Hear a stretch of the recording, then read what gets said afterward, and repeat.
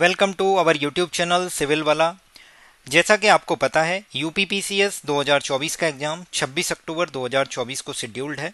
तो इस बात को ध्यान में रखते हुए सिविल वाला आपके लिए लेके आया है यूपीपीसीएस के सीसेट के जो ईयर वाइज सॉल्यूशन है उनका एक डिटेल्ड सॉल्यूशन होगा। इसमें हम क्वांटिटेटिव एप्टीट्यूड के क्वेश्चंस, रीजनिंग के क्वेश्चंस और इंग्लिश के क्वेश्चंस को कवर करेंगे और इसी तरीके से ये सीरीज आगे कंटिन्यू रहेगी। अगर आपको वीडियो पसंद आए तो वीडियो को लाइक करें। ये वीडियो आपके लिए बहुत ही हेल्पफुल होने वाली है और आपको मैं बता देता हूँ इसमें हम लास्ट 10 to 15 ईयर्स के क्वेश्चंस कवर करेंगे इस सीरीज में।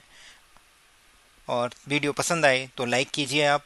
आइए शुरुआत करते हैं। UPPCS pre 2023 GS second paper set C है। इसमें क्वांटिटेटिव एप्टीट्यूड, रीजनिंग और इंग्लिश के क्वेश्चंस में सबसे पहला क्वेश्चन है 32। Choose the correct word which express the meaning of the underline word of the sentence given below. Deepak has a penchant for fine poetry. तो penchant क्या होता है? आपका किसी भी चीज़ के प्रति बहुत ज़्यादा झुकाव होता है, इंक्लाइनेशन होता है, उसे बोलते हैं आपकी जो लाइकिंग है, जिसमें आपकी विशेष रुचि होती है या अत्यधिक रुचि होती है, उसे बोलते हैं पेंचेंट। तो इसके लिए जो बेस्ट होगा वो होगा आपका लाइकिंग। आपके लिए क्या होगा? लाइकिंग। ट्रेनिंग आपको पता है प्रशिक्षण को बोलते हैं। डिजायर आपकी जो इच्छा है, आपके अंदर जो मनोकामना है, इच्छा है, वो डिजायर है। बायस, बायस क्या होता है? आप किसी भी पर्टिकुलर पर्सन के लिए या ग्रुप ऑफ पीपल के लिए आपके अंदर एक स्ट्रॉन्ग फीलिंग होती है उसके फेवर की या फिर उसके अनफेवर की, बट वो विदाउट एनी रीजन होती है। उसी को बोलते हैं कि आप किसी चीज़ के लिए बायस्ड हो। जैसे strong feeling or of favour towards or against one group or people or one side in an argument often not based on fair judgement. मतलब कोई उसका फेयर जजमेंट नहीं है, मतलब कोई उसका कोई लॉजिक नहीं है, बट आप किसी चीज़ को मतलब आर्डेंटली उसको फॉलो मतलब फेवर कर रहे हो या किसी के अगेंस्ट हो बिना सोचे समझे, बिना रीजन के, तो उसे बोलते हैं आप बायस हैं, बायस्ड। नेक्स्ट देखते हैं question number 33। Fill in the blanks with the appropriate word given below. The Air India fill in the blanks concessional tickets these days. जब भी दीज डेज आ जाए तो आप समझिए आपको प्रेजेंट कंटिन्यूस टेंस यूज करना है। प्रेजेंट कंटिन्यूस टेंस में क्या होता है? बी प्लस वर्ब की आईएनजी फॉर्म होती है। वी जो है वो होता है इज, एम और आर, अगर प्रेजेंट कंटिन्यूस है। अगर यही पास्ट कंटिन्यूस होता तो यहाँ पे वॉज और वर आ जाता। बी की 5 फॉर्म होती हैं जिसमें अगर एज, एम और आर यूज होता है तो प्रेजेंट कंटिन्यूस होता है, और अगर वॉज और वर होता है तो पास्ट कंटिन्यूस होता है। तो इस तरीके से यहाँ पे क्या आ जाएगा? As issuing, the Air India as issuing concessional tickets दीजिए। कंसेशनल का टिकट्स का मतलब जो डिस्काउंट रेट पे टिकट्स दी जा रही हैं उन्हें बोल रहे हैं concessional tickets. Choose the boy, select the correct passive voice from the given option. Someone gave her bulldog. ध्यान से सुनिए, इस सेंटेंस में दो ऑब्जेक्टिव है, हर और बुलडॉग। किसी भी सेंटेंस में जब दो या दो से मतलब दो ऑब्जेक्टिव हों तो उसमें एक ऑब्जेक्टिव जो होगा, एक ऑब्जेक्ट जो होगा वो डायरेक्ट ऑब्जेक्ट होता है और एक होता है indirect object. Direct object whom का रिप्लाई होता है, इनडायरेक्ट ऑब्जेक्ट what का रिप्लाई होता है, what, WHAT, what का रिप्लाई होता है। जैसे अगर मैं आपसे पूछूं इस क्वेश्चन में कि समवन मतलब किसी ने क्या दिया, क्या दिया मतलब what का रिप्लाई बुलडॉग, तो बुलडॉग क्या होगा? आपका एक इनडायरेक्ट ऑब्जेक्ट होगा। और किसी से आप पूछा गया कि किसको दिया, तो whom का रिप्लाई आएगा हर, मतलब हर को दिया। तो एक डायरेक्ट ऑब्जेक्ट है, एक इनडायरेक्ट ऑब्जेक्ट है। हर जो है डायरेक्ट ऑब्जेक्ट है, प्रत्यक्ष कर्म है, और बुलडॉग जो है वो इनडायरेक्ट ऑब्जेक्ट है, अप्रत्यक्ष कर्म है। तो अब आपको ध्यान रखना है पैसिव वॉइस बनाते टाइम हमारे पास दोनों ही ऑप्शन खुले होते हैं। आप डायरेक्ट ऑब्जेक्ट को भी सब्जेक्ट बना सकते हो और इनडायरेक्ट ऑब्जेक्ट को भी सब्जेक्ट बना सकते हो पैसिव वॉइस बनाने के दौरान। बट अब बताते हैं कि जब आपको प्रायोरिटी देनी हो, दोनों ही ऑप्शन में हो, तो आपको इनडायरेक्ट ऑब्जेक्ट को प्रायोरिटी देनी होगी। जैसे कि इस क्वेश्चन का अगर आप निकालेंगे आंसर तो क्या होगा? The bulldog, a bulldog was given to her. पहला एक ऑप्शन ये भी सही हो सकता है, दूसरा एक option she was given a bulldog. तो दोनों ऑप्शन सही हैं, बट यहाँ पे आपको ध्यान रखना है जब डायरेक्ट ऑब्जेक्ट और इनडायरेक्ट ऑब्जेक्ट दोनों के ही सब्जेक्ट बना के आपका पैसिव वॉइस कन्वर्ट किया जा रहा हो तो आपको प्रायोरिटी जो है वो अप्रत्यक्ष कर्म पर देनी है, यानी इनडायरेक्ट ऑब्जेक्ट पर देनी है। तो आपका करेक्ट आंसर इसका होगा बी, और हमारे आयोग ने भी इसका करेक्ट आंसर बी ही दिया है। A bulldog was given to her. Past indefinite tense है, वर्ब की सेकंड फॉर्म है, वॉज और वर्ब में कन्वर्ट हो जाएगा पैसिव वॉइस बनाते time. Which of the following is correctly punctuated? What a beautiful painting, did you paint it? तो देखिए beautiful, what a beautiful painting मतलब एक एक्सक्लेमेशन है, एक्सक्लेमेशन के लिए आप आश्चर्य कर रहे हो कितनी ब्यूटीफुल पेंटिंग है, व्हाट अ ब्यूटीफुल पेंटिंग। तो उसके लिए क्या यूज होगा? एक्सक्लेमेशन साइन यूज होगा। एक्सक्लेमेशन साइन केवल और केवल ये होता है जो कि केवल ए ही ऑप्शन में यूज किया गया है, तो ए जो है करेक्ट आंसर होगा और did you painted question mark हो जाएगा। नेक्स्ट देखते हैं, सिंपल सेंटेंस को कॉम्प्लेक्स सेंटेंस में बताना है। He admitted his mistake. देखिए सिंपल सेंटेंस में एक ही सब्जेक्ट होगा, एक ही ऑब्जेक्ट होगा, एक ही वर्ब है, बट जब कॉम्प्लेक्स सेंटेंस की बात आती है तो वहां पे आपको एक से ज्यादा सब्जेक्ट हो सकते हैं। तो देखिए अब इसमें क्या यूज करेंगे, he admitted that he was making mistake, he admitted that he was mistaken, he admitted to making a mistake, he admitted that he had made a mistake। तो सबसे पहले एक बात बताइए, सबसे पहले उसने मिस्टेक की होगी, उसके बाद ही तो वो एडमिट कर रहा है। इसका मतलब उसने जो दोनों काम किए हैं, मिस्टेक करने का काम और आपका जो एडमिट करने का काम है, वो दोनों के दोनों उसने जो काम किए हैं वो पास्ट में किए हैं। बट पास्ट में भी अगर देखें तो मिस्टेक का काम सबसे पहले किया होगा, उसके बाद उसने एडमिट किया होगा। तो मिस्टेक मतलब कोई भी चीज जो पास्ट में हुई वो तो है एडमिट करना, और इसके भी पास्ट में जो हुई वो क्या है कि जो मिस्टेक है वो कमिट करी है, मिस्टेक की है। तो मिस्टेक पास्ट के पास्ट में जाएंगे तो पास्ट परफेक्ट टेंस का यूज होगा।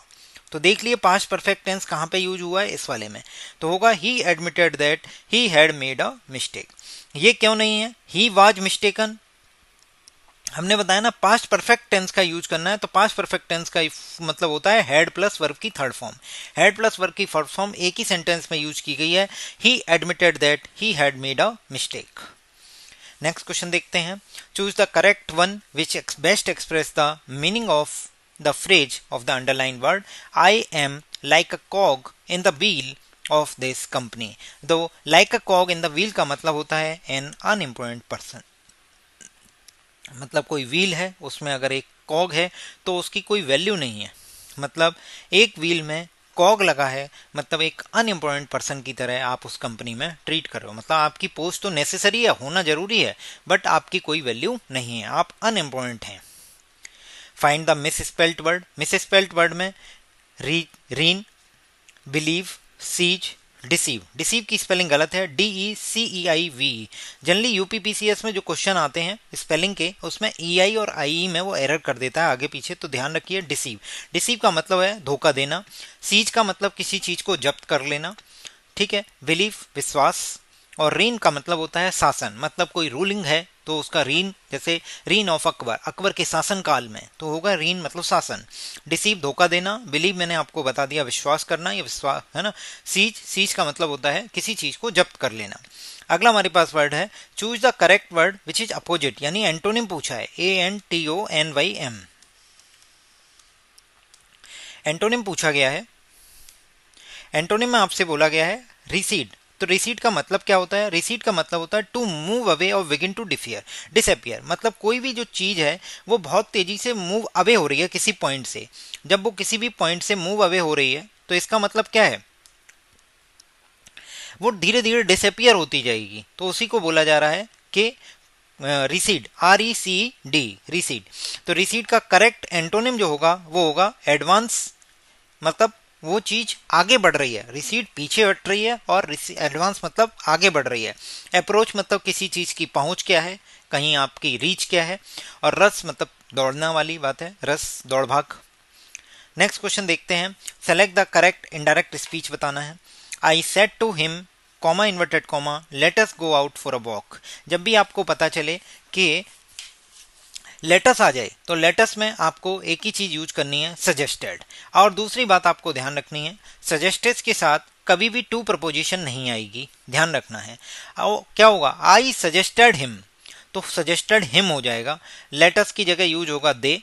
सुड लगाना पड़ेगा, ध्यान रखना है। लेटस वाला जब भी सेंटेंस आएगा तो आपको सुड वर्ब का यूज करना है, और should go out for a walk. Clear. Us जो है दे में कन्वर्ट हो जाएगा। I suggested him that they should go out for a walk. Clear है।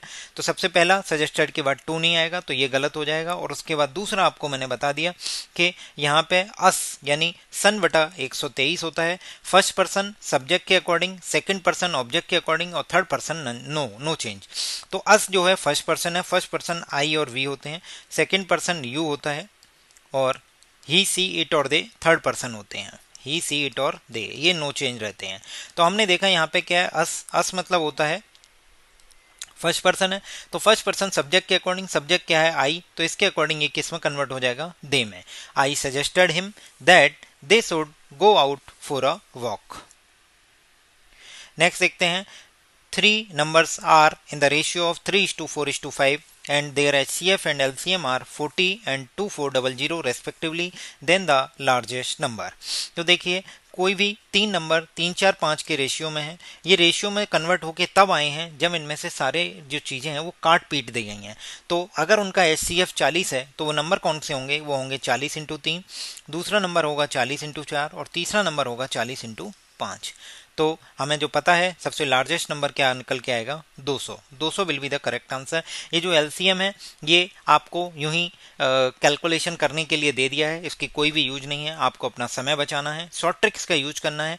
जब भी रेशियो 3, 4, 5 दिया है तो यानी जो उसके HCF है वो उसमें मल्टीप्लाई हो जाएगा और वो नंबर हमें मिल जाएगा। अब मैं आपसे पूछूं कि 40 इंटू 3, 40 इंटू 4, 40 इंटू 5, तो आप मुझसे पूछेंगे कि भाई इनका HCF बताओ, तो आप खुद ही बोलोगे कि इन सब में जो कॉमन आ रहा है वो क्या आ रहा है, 40। तो 40 विल बी द LCM, वो HCF of these three numbers. तो हमारे पास करेक्ट आंसर किसका आ जाएगा, लार्जेस्ट नंबर 200 होगा। आपसे नेक्स्ट आपके एग्जाम में पूछा जा सकता है कि स्मॉलेस्ट नंबर बताइए, तो कितना होगा, 120। नेक्स्ट क्वेश्चन देखते हैं।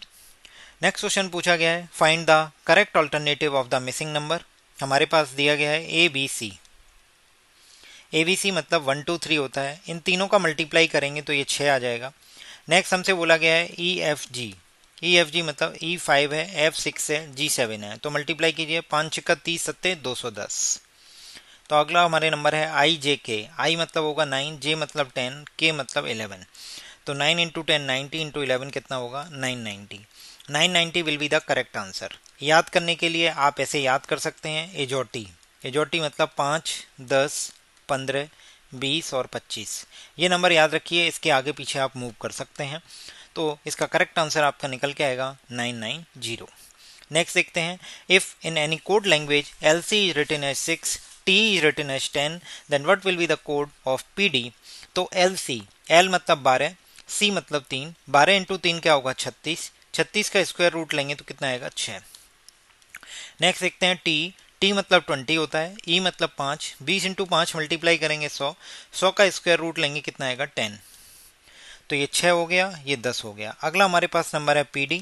तो P मतलब कितना होता है, 16, D मतलब होता है 4, 16 इंटू 4 कितना होगा, 64, और 64 का स्क्वायर रूट लेंगे तो कितना आ जाएगा, 8। 8 will be the correct answer, answer B। There is a number series given below. What will be the next number in the series? 1, 0, 5, 8, 17, 24। जब मैंने 17 और 24 को देखा तो मेरे दिमाग में बस एक ही चीज़ आई कि भाई ये 16 प्लस 1 लिखा है, ये 25 माइनस 1 लिखा है। मतलब कोई भी नंबर है उसका स्क्वायर किया, यानी 4 का स्क्वायर प्लस 1 है, ये 5 का स्क्वायर माइनस 1 है, और ये कितना है, 3 का स्क्वायर माइनस 1, ये कितना है, 2 का स्क्वायर प्लस 1, ये है 1 का स्क्वायर माइनस 1, ये 0 का स्क्वायर प्लस 1। तो देखिए ऑल्टरनेट उस पर नंबर चेंज, साइन चेंज हो रहा है, plus minus plus minus plus minus, तो अगला नंबर प्लस होगा, 1 होगा, और 0, 1, 2, 3, 4, 5, तो 6 का स्क्वायर प्लस 1 कितना आ जाएगा, 37। 37 will be the correct answer. Next देखते हैं, if both the square root and cube root of a 3 digit natural number belongs to the set of natural numbers then sum of its digit. तो ध्यान से सुनिए, 3 digit का एक ही ऐसा number है 729 जो परफेक्ट स्क्वायर भी है और परफेक्ट क्यूब भी है। मतलब 729 27 का स्क्वायर है और 9 का क्यूब है। तो आप देख सकते हैं कि वो एक ऐसा नंबर है जो एक परफेक्ट स्क्वायर भी है, स्क्वायर रूट भी पॉसिबल है, उसका क्यूब रूट भी पॉसिबल है। तो इसका जो सम ऑफ डिजिट होगा उस कितना होगा, 7 और 2 9 18। ऐसे ही अगर 64 की बात करें तो 64 एक दो डिजिट का ऐसा नंबर है जो 8 का तो स्क्वायर है बट 4 का क्यूब है, मतलब वो परफेक्ट स्क्वायर भी है और परफेक्ट क्यूब भी है। तो ये 2 डिजिट का नंबर 64 है और 3 डिजिट का नंबर जो है वो 18 है। आपको ध्यान रखना है, इसका करेक्ट आंसर होगा डी 18। क्वेश्चन नंबर लास्ट 55 देखते हैं। The missing letter in the sequence Q N K question mark E. Q मतलब 17, एन मतलब 14, किंग्स मतलब 11, ई मतलब 5। किंग्स मतलब 11 ऐसे याद कर लिया। तो 17 माइनस 3 14, 14 माइनस 3 11, तो 11 माइनस 3 कितना होगा 8, और 8 माइनस 3 5। तो 8 will be the correct answer, और 8 किसको रिप्रेजेंट करता है, एच को। तो आंसर होगा बी एच। नेक्स्ट देखते हैं। There is a clock that is 3 minutes late on Sunday. बहुत बार रिपीट हुआ है यूपीपीसीएस में, जरूर देखिए, मैं आपको अच्छे से समझाता हूँ इस क्वेश्चन को। एक क्लॉक है जो 3 मिनट लेट होती है संडे को 2 PM पे। तो संडे को कोई ऑब्जर्वर है, उसने 2 PM पे देखा कि वो 3 मिनट लेट है, मतलब उसके पास एक सही घड़ी है और एक ऐसी घड़ी है जिसको ऑब्जर्व किया जा रहा है। तो एक सही घड़ी में जब 2 बज रहे थे तो उसने देखा कि जिस घड़ी को ऑब्जर्व किया जा रहा है वो घड़ी 3 मिनट लेट है, मतलब उसमें 1:57 हो रहा है। फिर आगे बढ़े तो उसने देखा कि जब वो ट्यूसडे को सेम घड़ी को देखता है तो देखता है कि उसकी घड़ी में तो 2 ही बज रहे थे, बट जिस घड़ी के ऊपर ऑब्जर्वेशन की जा रही है वो घड़ी अब 5 मिनट फास्ट हो चुकी है। तो इसका मतलब यहाँ से ये क्लियर है कि संडे और मंडे के बीच, ट्यूसडे के बीच में कोई ऐसा टाइम आया होगा जिस दिन ये घड़ी ने सही समय दिखाया होगा। तभी तो वो कोई चीज़ फास्ट मतलब स्लो चल रही थी, वो चीज़ फास्ट कैसे हुई, क्योंकि वो बीच में किसी न किसी टाइम पे करेक्ट टाइम दिखाया है। तो देखिए, संडे से लेके संडे 2 PM से लेके ट्यूसडे 2 PM तक 2 दिन होते हैं, मतलब 48 घंटे। 48 घंटे में जो गैप है वो 8 मिनट का आ जाता है। देखिए कैसे, 57 3 मिनट और ये 5 8 मिनट। तो यानी 1 मिनट का गैप जो है वो 8 × 48 6 घंटे में आता है।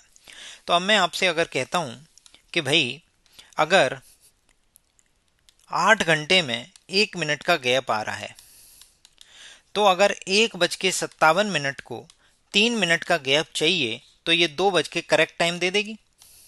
तो 3 मिनट का गैप लाने में हमें कितने घंटे लगेंगे, 24 घंटे।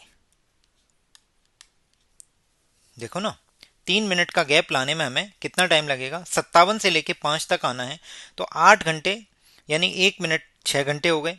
तो तीन, ये सॉरी ये गलत लिख दिया हमने, यहाँ पे ये 6 घंटे है, 6 घंटे। तो 1 मिनट का गैप के लिए 6 घंटे की रिक्वायरमेंट है, तो 3 मिनट के लिए 18 घंटे की रिक्वायरमेंट होगी। तो इसका मतलब जो संडे 2 PM जब 1:57 हो रहा है तो उसको करेक्ट टाइम 2 बताने के लिए 18 घंटे की जरूरत होगी।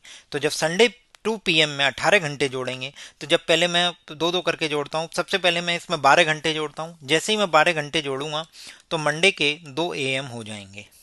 फिर 6 घंटे और बचेंगे तो मंडे को 8 AM पर ये करेक्ट टाइम शो करेगी। इसका करेक्ट आंसर होगा सी। समझ में आ गया। नेक्स्ट देखते हैं। X man complete a work in 40 days. तो एक्स आदमी है वो 40 डेज में करते हैं। अब क्वेश्चन में हमसे बोला गया है आफ्टर एडिंग 5 एक्स्ट्रा मैन, यानी एक्स आदमी में 5 आदमी और जुड़ गए, देन 10 डेज आर सेव्ड। तो 40 डेज की जगह अब 30 डेज लगेंगे, 10 दिन कम लगेंगे। ये 40x है, ये 30x है, तो ये बचेगा 10x। 10x बराबर 5 × 30। तो यहाँ से x की वैल्यू कितनी आ जाएगी, 15। आगे फर्दर देखते हैं। पूछा गया है then 30 man will complete this work. तो x × 40 बराबर 30 इंटू सपोज n दिन में कर लेते हैं। अब x की वैल्यू हमें पता चल गई है, 15 × 40 बराबर 30x। सॉल्व करते हैं, 15 दूनी 30 और 2 से 40 20, यानी n की वैल्यू जो है वो कितनी आ जाएगी, 20। तो यानी जो 30 आदमी हैं वो 20 दिन में काम कंप्लीट कर लेंगे। नेक्स्ट क्वेश्चन नंबर 58 देखते हैं। If two dogs start running in opposite direction on a circular path. तो मैं सबसे पहले एक सर्किल बनाता हूं। इस सर्किल में 2 डॉग हैं। इस सर्किल की जो डायमीटर है वो 7 मीटर है, और बोला गया है कि 2 डॉग हैं वो स्टार्ट करते हैं रनिंग अपोजिट डायरेक्शन में। तो अपोजिट डायरेक्शन में एक इधर चलेगा, एक इधर चलेगा।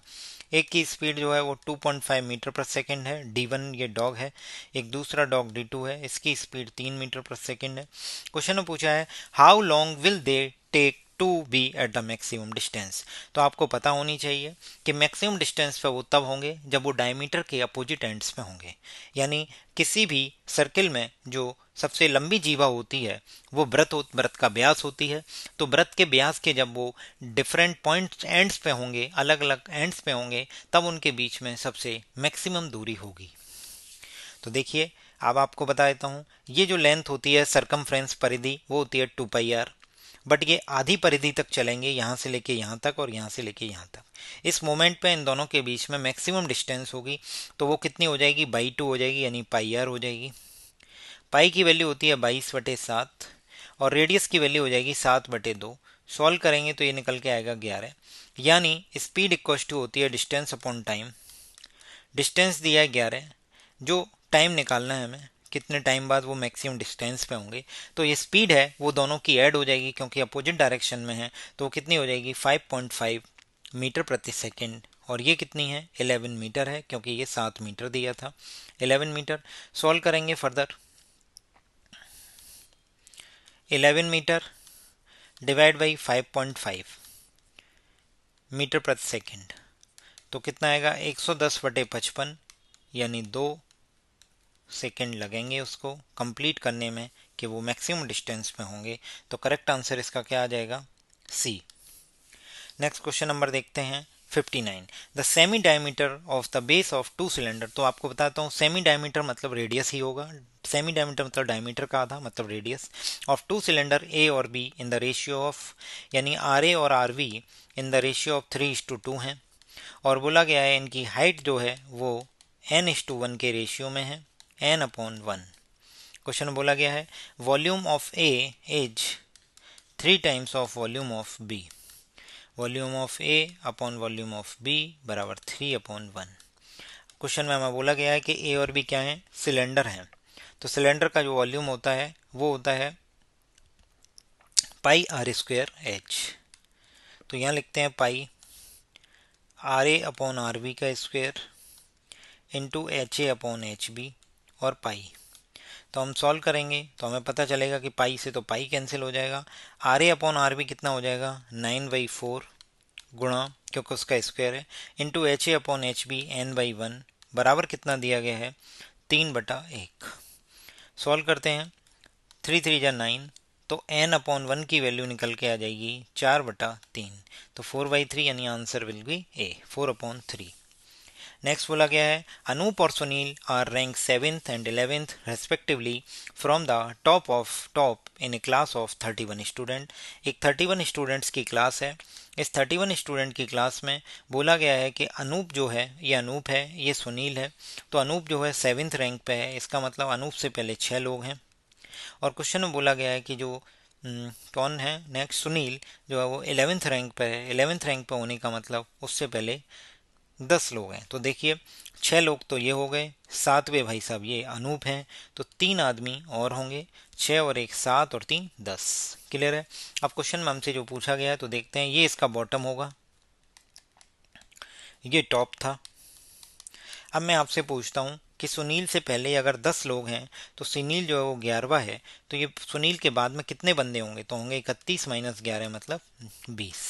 अब हमसे क्वेश्चन में जो पूछा गया है उसको देखते हैं। सुनील की रैंक पूछी है और अनूप की रैंक पूछी है बॉटम से, तो यहाँ से रैंक इसकी कितनी हो जाएगी, 20 तो है ही है और एक ये, तो सुनील की रैंक निकल के आएगी 21st। मतलब उससे पहले कितने बंदे हैं, यहाँ तक गिनेंगे तो 20 बंदे और 21वां बंदा सुनील होगा। फिर हम इधर बढ़ेंगे तो 21 तक सुनील हो गए, तो 21 और 3 24, तो अनूप की रैंक कितनी आएगी 25। अनूप जो है 25वां व्यक्ति होगा बॉटम से, तो अनूप की रैंक 25 होगी और सुनील की रैंक 21st होगी। नेक्स्ट क्वेश्चन देखते हैं। 11 observations are arranged in an ascending order if 10 and 9 are respectively the arithmetic means of the observation on the even and odd places। तो देखिए ये कोई 11 नंबर हैं, 1 2 3 4 5 6 7 8 9 10 11। क्लियर है। तो अगर मैं आपसे पूछता हूँ ये जो है वन पोजीशन पे है, मतलब ऑड पोजीशन पे है, ये इवन पे है, ये ऑड है, फिर ये इवन है, ये ऑड है, ये इवन, फिर ये ऑड, फिर ये इवन, फिर ऑड, फिर इवन, फिर ऑड। तो आप देख रहे हैं अगर ऑड प्लेसेज की बात करें तो 1 2 3 4 5 6, तो ऑड जो है वो 6 डिजिट ऐसे हैं जो ऑड हैं, इवन 6 नंबर है, 5 नंबर ऐसे हैं जो इवन प्लेसेज पे हैं, क्योंकि टोटल हमें कितने दिए हैं, 11 दिए हैं। बोला गया है कि अगर इवन प्लेसेज पे जो है उनका अर्थमेटिक मीन निकाला जाए तो 10 है, तो इवन प्लेसेज पे अगर अर्थमेटिक मीन निकाला जा रहा है वो 10 है, तो इवन प्लेसेज पे जो नंबर है उनका सम होगा तो वो कितना होगा, 10 × 5 यानी 50। ऐसे ही ऑड प्लेसेज का बोला गया है कि ऑड प्लेसेज पे जो नंबर हैं उनका अर्थमेटिक मीन कितना है, 9, तो वो कितना आएगा, 9 × 6। ऑड प्लेसेज पे जो नंबर होंगे उनका सम होगा 54। तो अगर इवन प्लेसेज पे जो नंबर्स हैं उनका सम जो है वो 50 है, और ऑड प्लेसेज पे जो नंबर है उनका सम 54 है, तो टोटल हमें सम पता चल जाएगा कितना होगा, 104।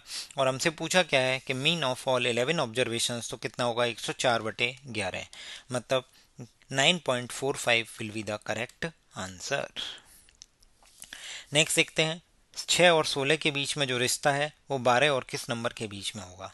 तो मैंने कहा 6 दूनी 12 और 4 16 कर देते हैं, तो 12 दूनी 24 और 4 28। 28 कोई ऑप्शन में नहीं है, इसका मतलब ये जो रिश्ता हमने निकाला ये एक गलत रिश्ता बना। तो इसका मतलब हम क्या करेंगे, 6 तिया 18 -2 करेंगे तो 16 आ जाएगा, तो 12 × 3 36 -2 करेंगे तो 34, तो 34 एक ऑप्शन में है, तो इसका करेक्ट आंसर होगा 34। नेक्स्ट क्वेश्चन देखते हैं, चूज द नंबर पेयर और group which is different from others. 8 और 25 के बीच में बताना है।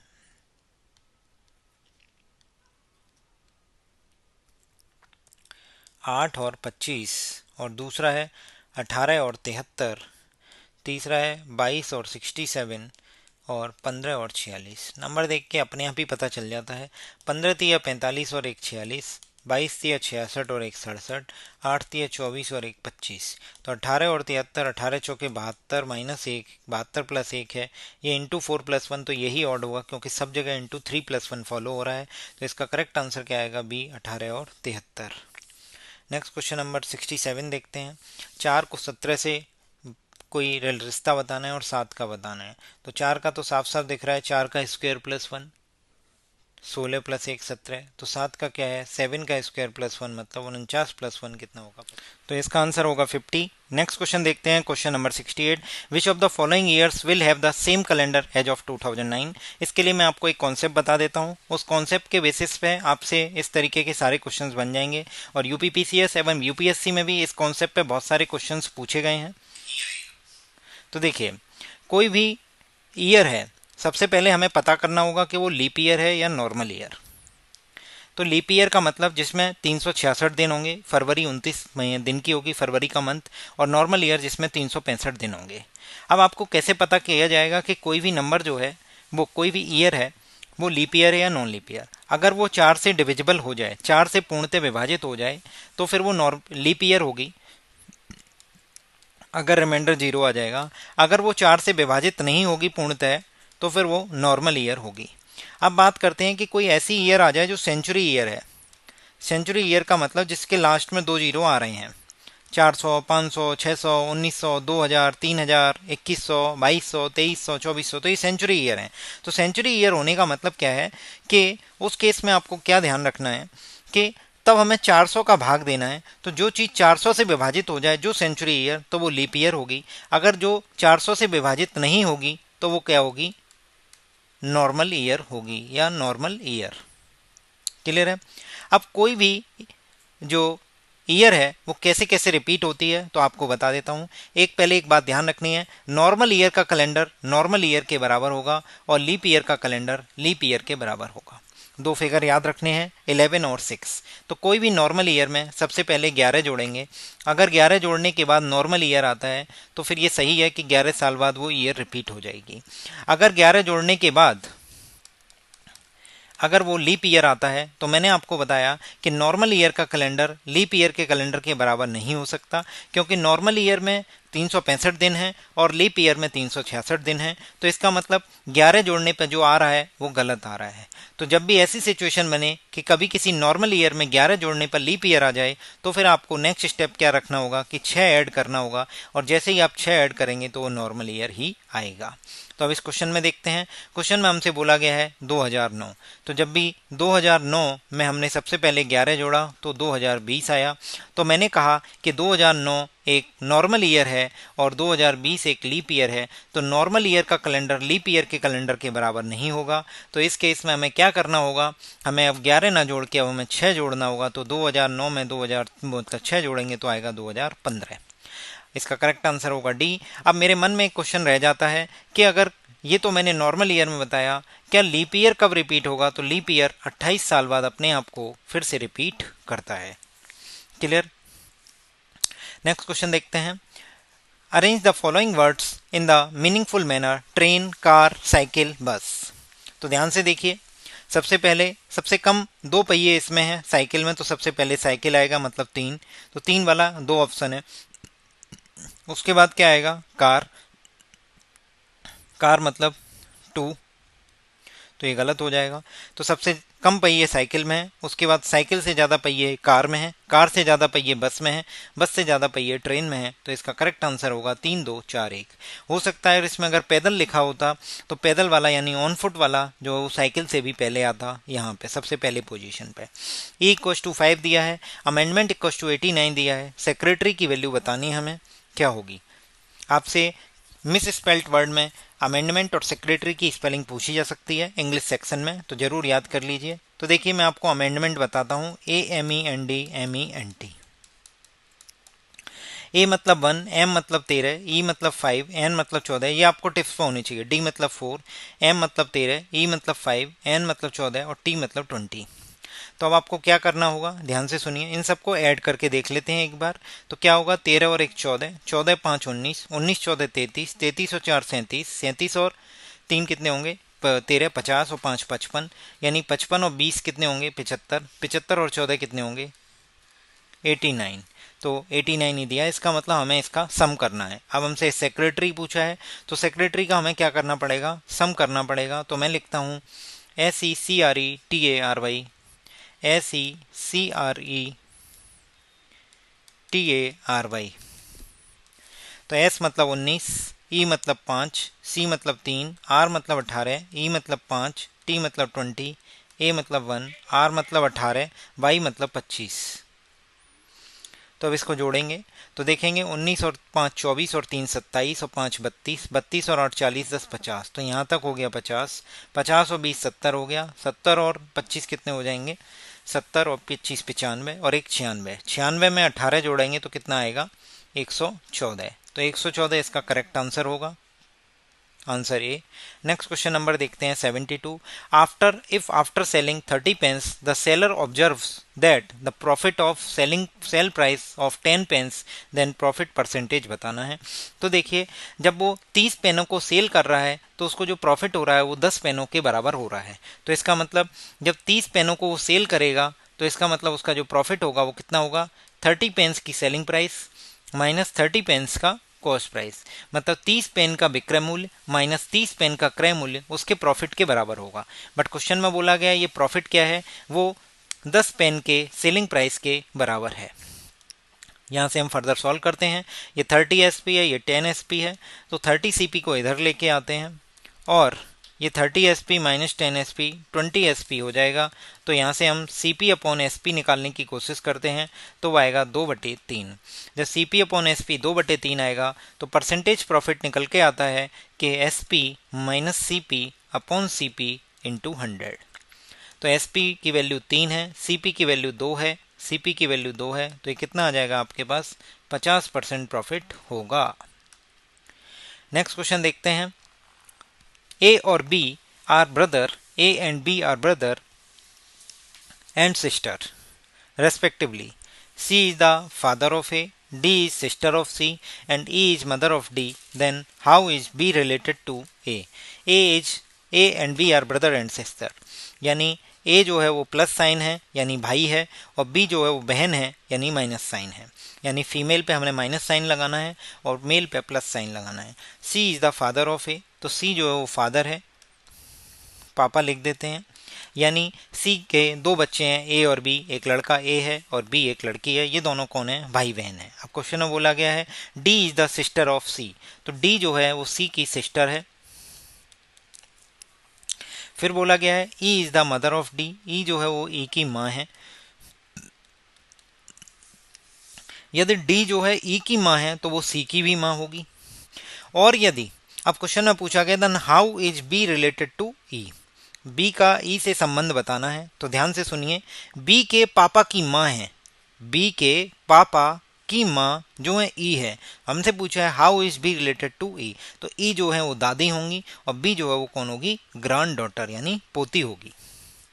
नेक्स्ट देखते हैं Anuj is facing north east, तो सबसे पहले तो north, south, east, west, direction का कोई भी क्वेश्चन आएगा इस तरीके से बना लेंगे। तो अनुज की डायरेक्शन नॉर्थ ईस्ट में है, ये अनुज इस तरफ फेस किया हुआ है।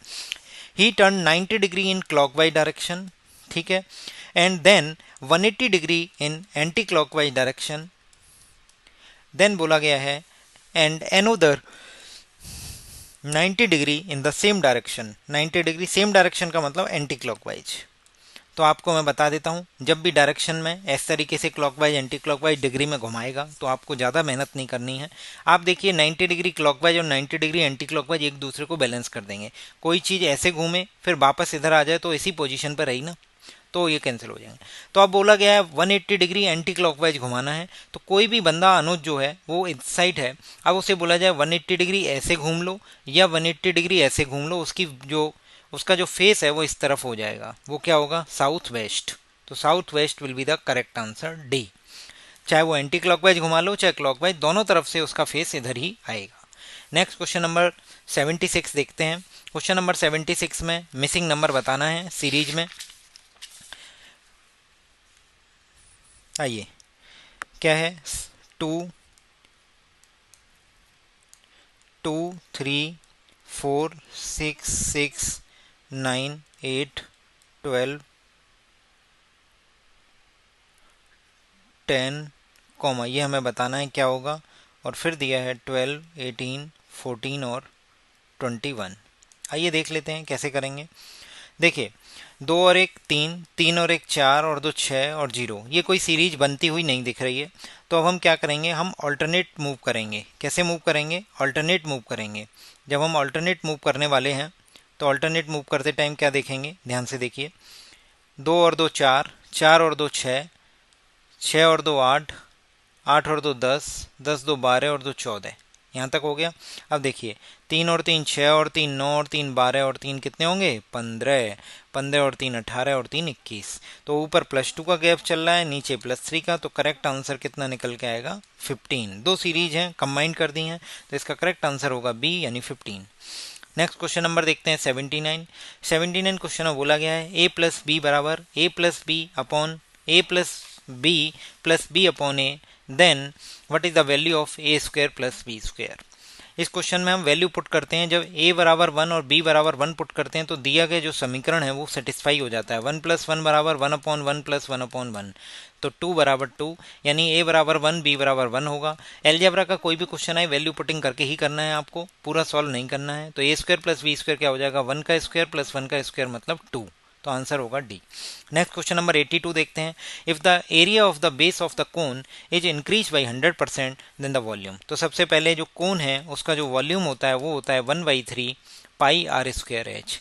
जो पाई आर स्क्वायर है वो कुछ और नहीं, उसका बेस एरिया है। तो कितना होगा, 1/3 बेस एरिया इनटू हाइट। अब क्वेश्चन में हमसे बोला गया है कि इसका जो बेस का एरिया है वो 100% से इंक्रीज करोगे। अगर ये 100% से इंक्रीज करेगा तो वॉल्यूम भी 100% से शूट कर जाएगा, यानी इंक्रीज कर जाएगा। तो आंसर क्या होगा, बी। नेक्स्ट क्वेश्चन नंबर 87 देखते हैं।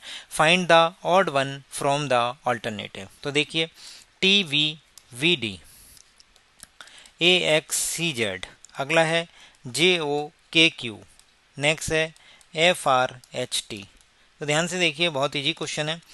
T U V, A B C, F G H, J और के, इनके बीच में कोई भी नहीं है तो यही ऑड वन आउट में आ जाएगा। तो जे ओ के क्यू, पूरा सॉल्व करने की जरूरत नहीं है, इसी से हो जाएगा। Choose the set of the numbers from the alternative which is similar to this. तो सबसे पहले मैंने देखा 6 का वर्ग कितना है 36, और 36 की मिरर इमेज लेगी। 6 का वर्ग तो 36, 36 की मिरर इमेज लेंगे तो कितनी आएगी 63। मतलब मिरर इमेज से मेरा मतलब है कि उसकी जो डिजिट्स हैं उनको इंटरचेंज कर दिया है, यूनिट डिजिट और टेंस डिजिट हैं उनको आपस में इंटरचेंज कर दिया है। तो इसमें क्या होगा, ये वाला करेक्ट आंसर होगा 8। 8 का वर्ग कितना होगा 64, और 64 को जब डिजिट्स इंटरचेंज करेंगे तो कितना आएगा 46। इसमें देखिए 7 का वर्ग 49 है, 49 का 94 होना चाहिए, जबकि उसने डबल कर दिया है 98। ये है नहीं, ये है नहीं, तो इसका करेक्ट आंसर क्या आएगा सी, 8, 64 और 46। क्वेश्चन नंबर 89 देखते हैं। HCF of two numbers is 25 and the other factors of their LCM are 14 and 15। Sum of the numbers बताना है। तो एचसीएफ ऑफ टू नंबर्स जो है वो कितने हैं 25 हैं। अगर दो नंबर का एचसीएफ 25 है और तो वो नंबर क्या होंगे 25x और 25y। अब मैंने आपसे पूछ लिया कि 25x और 25y का एलसीएम बताओ, तो कितना आएगा 25xy।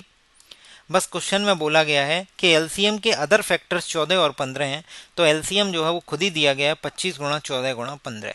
तो इसका मतलब एक नंबर x 14 हो जाएगा और दूसरा नंबर y कितना हो जाएगा 15। बट क्वेश्चन में हमसे ये नहीं पूछा है, क्वेश्चन में हमसे ये पूछा है सम ऑफ द नंबर्स। तो सम कितना आ जाएगा 25 इंटू 14 प्लस 25 इंटू 15। सॉल्व करेंगे तो 25 कॉमन ले लेंगे, 14 और 15 हो जाएगा 29। तो 25 इंटू 24 जब हम करेंगे तो निकल के आएगा 9 पंजे 45। यूनिट डिजिट 5 आएगी, यूनिट डिजिट 5 वाले दो ऑप्शन है, पूरा ही सॉल्व करना पड़ेगा। तो ये निकल के आएगा 725। तो 725 will be the correct answer.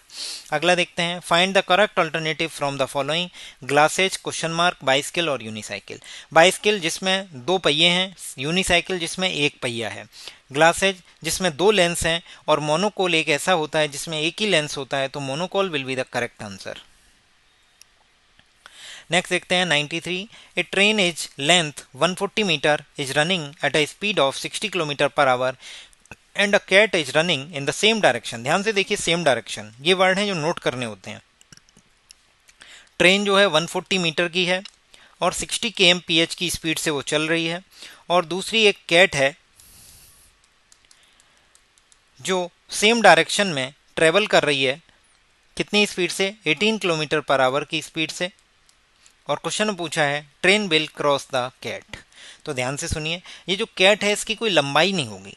Train जब भी किसी चीज को क्रॉस करेगी तो अपनी लेंथ और जो चीज को क्रॉस कर रही है उसकी लेंथ, दोनों की लेंथ को जोड़ के तब वो उस ट्रेन को क्रॉस कर पाती है। तो जो कैट है उसकी लंबाई हम नगण्य मान लेंगे, कैट की कोई लंबाई नहीं है नहीं क्वेश्चन में दी गई है। कोई इंसान है, कोई पोल है, तो इन सब की लंबाई जो है वो 0 मानी जाती है।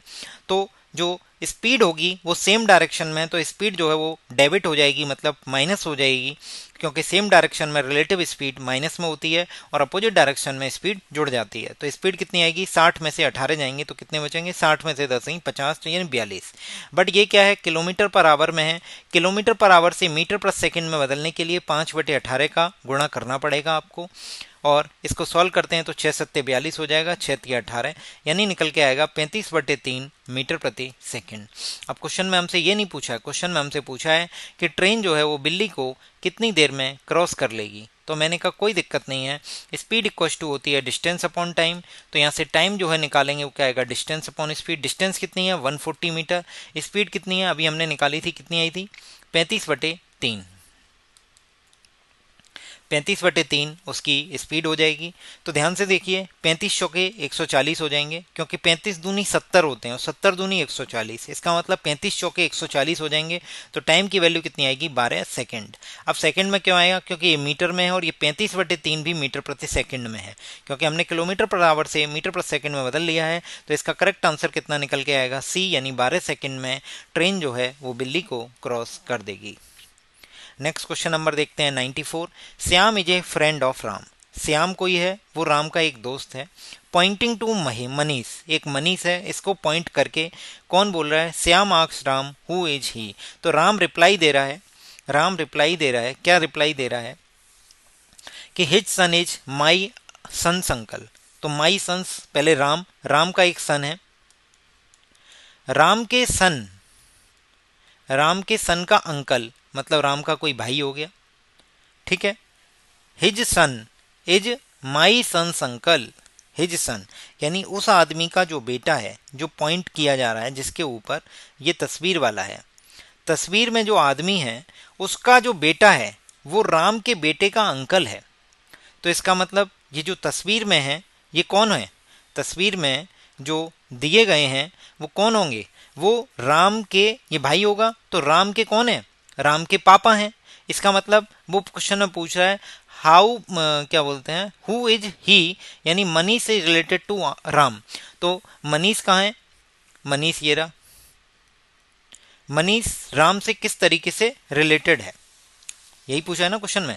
क्वेश्चन में पूछा गया है हु इज ही, तो राम क्या जवाब दे रहा है कि माई सन्स अंकल, मेरे सन का अंकल, मेरे सन का अंकल जो है हिज सन, उसका जो बेटा है वो मेरे सन का अंकल है, तो ये उसका कौन हो जाएगा, फादर हो जाएगा। करेक्ट आंसर क्या होगा, father. Manish is related to Ram. Clear है,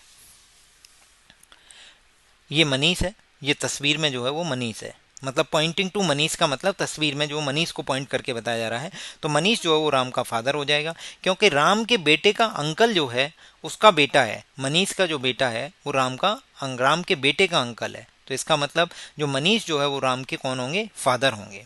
नेक्स्ट देखते हैं question number 95। If the radius of the cylinder is increase by 25%, then how much percentage of the height must be reduced so that volume of the cylinder remains the same. ठीक है, सबसे पहले बात आती है cylinder की, तो cylinder की जब बात आ रही है तो सिलेंडर का वॉल्यूम क्या होता है, वो होता है पाई आर स्क्वायर एच। जो रेडियस जो है वो 25% से इंक्रीज कर दी गई है, तो 25% क्या होता है 1/4, प्लस साइन ऐड कर देंगे तो 4 और 1 कितना हो जाएगा 5, मतलब स्टार्ट में रेडियस जो है वो 4 रही होगी, बाद में कितनी हो जाएगी 5 हो जाएगी। अब क्वेश्चन में देखते हैं पाई, यानी रेडियस पहले 4 थी, मतलब पहले 4 थी, अब कितनी हो गई 5। ध्यान से सुनिएगा, पहले 4 थी वो अब कितनी हो गई है, पहले 4 थी वो अब 5 हो गई है। अब यानी 5 का स्क्वायर 4 का स्क्वायर। अब क्वेश्चन में हमसे जो बोला गया वो ध्यान से सुनिए, क्वेश्चन में बोला गया कि वॉल्यूम सेम होना चाहिए, तो वॉल्यूम अगर सेम होना चाहिए तो जो हाइट है वो 4 का स्क्वायर पहले हो जाए और पहले हो जाए 5 का स्क्वायर, तभी तो होगा वॉल्यूम सेम। देखिए पहले वाला वॉल्यूम क्या है 5 का स्क्वायर इंटू 4 का स्क्वायर, बाद वाला वॉल्यूम क्या है पाई इंटू 4 का स्क्वायर 5 का स्क्वायर, यानी जो हाइट है वो पहले 25 रही होगी और बाद में कितनी हो गई होगी 16, और जो रेडियस है वो पहले कितनी थी 4, बाद में कितनी हो गई 5, यानी 4 से 5 बढ़ी है, यानी कितनी बढ़ गई है 25%। तो हमसे अब क्वेश्चन में ये पूछा गया है कि इसकी जो हाइट है वो हमें कितने परसेंट से रिड्यूस करनी पड़ेगी, तो मैंने कहा 25 से 16 करनी पड़ेगी। कोई भी चीज़ 25 से 16 हो रही है यानी कितना 9 है, और परसेंटेज क्या होता है 100 पे निकाला जाता है, किस पे 100 पे, तो 25 इंटू 4 करेंगे तो 9 इंटू 4 यानी 16 इंटू 4, तो कोई भी चीज़ 100 से 64 हो जाएगी, कितना परसेंट 9 चौके 36% आपको इंक्रीज करना पड़ेगा। और अगर बहुत ही उम्दा तरीके से देखना है तो 25 से 16 बढ़ रही है, कितनी बढ़ रही है 9, कितने पे बढ़ रही है 25 इंटू 100, तो 25 चौके 100 और 9 चौके 36, यानी 36% आपकी जो हाइट है वो हमें बढ़ानी मतलब रिड्यूस करनी पड़ेगी, तब जाके उसका जो रेडियस का इफेक्ट है वो नलीफाई हो पाएगा वॉल्यूम कांस्टेंट रहने के लिए। नेक्स्ट क्वेश्चन नंबर 98 देखते हैं। LCM and HCF of two polynomials are x+1 x square plus 6x plus 8 and this respectively, one of the polynomial is this then the other। ये आपको पता होनी चाहिए कि दो पॉलिनोमियल या दो नंबर्स जैसे सपोज px और qx मान लिए, इनका जो मल्टीप्लाई होगा वो उनके एलसीएम और एचसीएफ के मल्टीप्लाई के बराबर होगा। तो हमें px कितना दिया गया है x² प्लस 5x प्लस 4, और qx को मैं ऐसे ही रहने देता हूँ। एलसीएम की वैल्यू कितनी दी है x+1 x² plus 6x plus 8, और एचसीएफ की वैल्यू कितनी दी है x+1।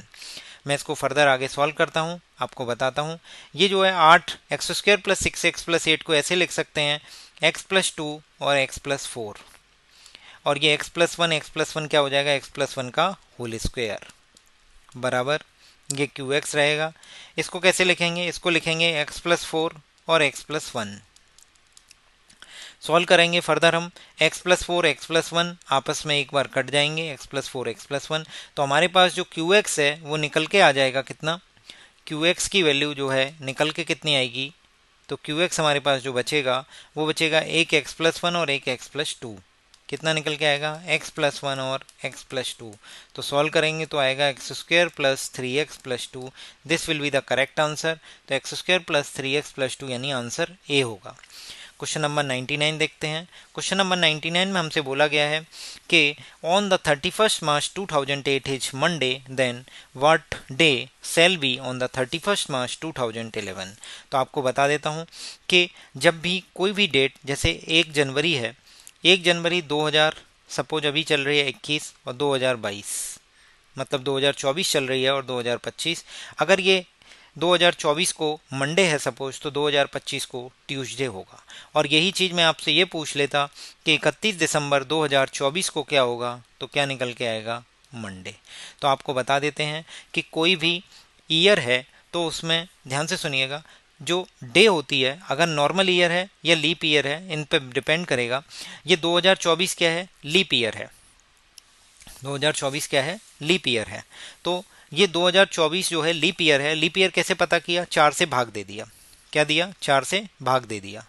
तो ध्यान से एक बात आप ध्यान से सुनिए कि कोई भी जो, जैसे फर्स्ट है, कोई भी ईयर है, उसकी अगर 1 जनवरी है, दिखाई दे रहा है, 1 मिनट में चेंज कर देता हूँ, 1 जनवरी है, तो जो उसी ईयर में अगर 31 दिसंबर को देखें तो वो सेम होगा। कब, अगर नॉर्मल ईयर है।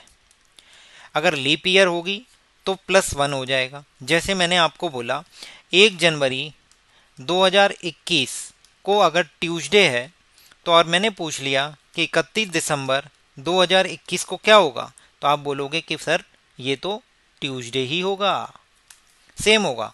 और यही चीज़ मैं लीप ईयर के लिए पूछ लेता, अगर 2024 के लिए 1 जनवरी 2024 को अगर ट्यूसडे है और मैं आपसे पूछ लूं कि 31 दिसंबर 2024 को क्या होगा, 31 दिसंबर 2024 को क्या होगा, तो अब आप बोलोगे सर वेडनेसडे होगा। क्यों, क्योंकि जो 29 फरवरी का मंथ है वो +1 कर देगा। तो अगर ये नॉर्मल ईयर है तो फर्स्ट डे और लास्ट डे सेम होते हैं। अगर नॉर्मल ईयर नहीं है, लीप ईयर है, तो फर्स्ट डे और लास्ट डे में 1 दिन का गैप आ जाएगा। अब ध्यान से इसको और आगे बढ़ाते हैं। तो मैंने बोला कि अगर 1 जनवरी 2021 और मैंने पूछा 1 जनवरी 2022, तो मैंने कहा 2021 की जो फरवरी आएगी उसमें हमारा लीप ईयर नहीं है। ध्यान से सुनिए, 2021 लीप ईयर नहीं है तो फरवरी जो है वो 28 दिन की होगी। तो जो 1 जनवरी 22 को अगर यहाँ ट्यूसडे है तो ये वेडनेसडे हो जाएगा। क्यों, क्योंकि 2021 में 31 दिसंबर को क्या होगा, ट्यूसडे होगा। तो उससे अगला दिन क्या होगा, 1 जनवरी, वेडनेसडे होगा। क्लियर है। अब इसी तरीके से क्वेश्चन में पूछा है कि 31 मार्च की कौन सी डेट दी है, 2008, 31 मार्च 2008 और 31 मार्च, दूसरा क्या पूछा गया है, 31 मार्च 2011, 2011 को कौन सा दिन होगा, 31 मार्च 2011। और 31 मार्च को जो हमें और टोटल जो दिया गया है वो क्या दिया गया है, मंडे दिया गया है। क्या दिया गया है, 31 मार्च 2008 को मंडे। तो ध्यान से देखिए, इस पूरे जो गैप है उसमें 2009 आएगा और 2010 आएगा 31 मार्च का ही। बट हम देख रहे हैं ना 2008 लीप ईयर है, ना 2009, ना 2010 और ना 2011, इनमें से कोई भी लीप ईयर नहीं है। तो हमें क्या करना पड़ेगा, +1 करना पड़ेगा। जैसे ट्यूसडे से वेडनेसडे क्या हुआ, +1, सेम डेट पे। तो 2008 को अगर मंडे है तो 2009 को क्या होगा, ट्यूसडे होगा। फिर 2010 में वेडनेसडे होगा।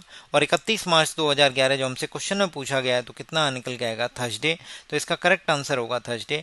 अगर लीप ईयर है तो +2 कर दो, नॉर्मल ईयर है तो +1 कर दो, सेम डेट में। जैसे 1 जनवरी 1 जनवरी 2021 2022, तो ये नॉर्मल ईयर है 2021 तो +1 कर देंगे। अगर यही 2024 होता और ये 2025 होता तो फिर मैं क्या करता, +2 करता, क्योंकि 2024 क्या है, लीप ईयर, उसकी फरवरी उसमें ऐड हो जाएगी। नेक्स्ट क्वेश्चन नंबर 100 क्वेश्चन देखते हैं। ये लास्ट क्वेश्चन है सीरीज का। इसमें पूछा गया है, refer to the statement given below, all boys are truthful. जितने भी लड़के हैं, जितने भी बालक हैं वो सत्यवादी हैं, ट्रुथफुल हैं। कमल इज ए बॉय, कमल एक लड़का है, तो इस जब सारे बच्चे सारे लड़के सत्यवादी हैं तो कमल एक लड़का है, तो कमल भी सत्यवादी होगा डेफिनेटली। तो कंक्लूजन वन तो सही है, कमल इज ट्रूथफुल, क्योंकि कमल सत्यवादी है। अब पूछा गया है सभी सत्यवादी पर्सन बालक हैं, तो ये जरूरी नहीं है। उसने बोला है कि सभी बालक सत्यवादी हैं, बट उसने ये नहीं बोला है कि सभी सत्यवादी लोग बालक हैं। तो इसमें जो सेकंड कंक्लूजन है वो नहीं होगा, तो इसका करेक्ट आंसर होगा ओनली वन करेक्ट। इस तरीके से हमने यूपीपीसीएस 2023 सेट सी के उन सभी क्वेश्चंस को कर लिया है जो क्वांटिटेटिव एप्टीट्यूड, रीजनिंग और इंग्लिश के सेक्शन से बिलोंग करते हैं। ये सीरीज हमारी इसी तरीके से कंटिन्यू रहेगी।